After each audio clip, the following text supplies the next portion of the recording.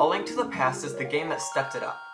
This title draws parallels with concepts that can be found in many forms of religion and philosophy.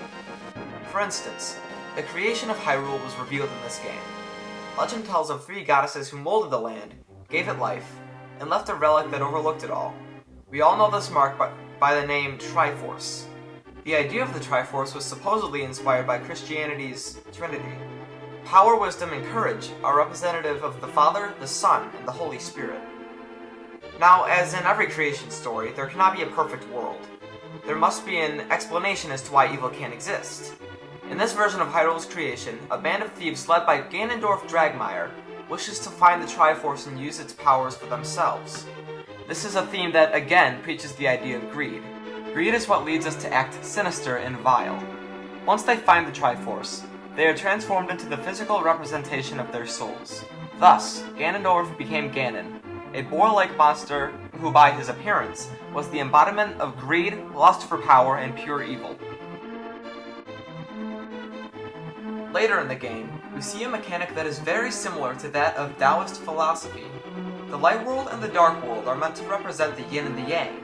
Yin and yang translate to light and shadow, and the concept is that they are not opposites, but 2 elements of one structure that seek balance with one another. One could say that they are 2 parts to one reality. This is why what you do in the light world can affect the dark world, and what you do in the dark world can affect the light world. This idea is often prominent in the Zelda series, but doesn't make a huge statement again until Twilight Princess.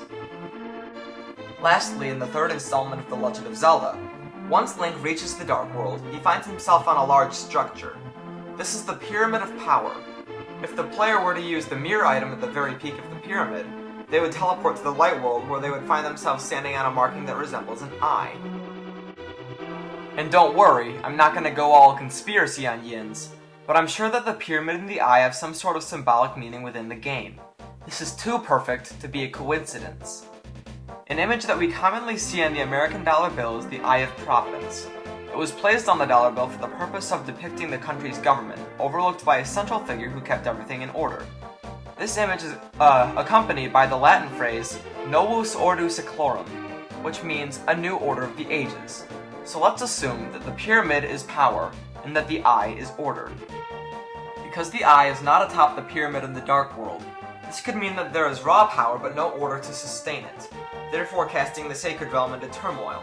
This would also say that by the eye being in the light world does have order but no power.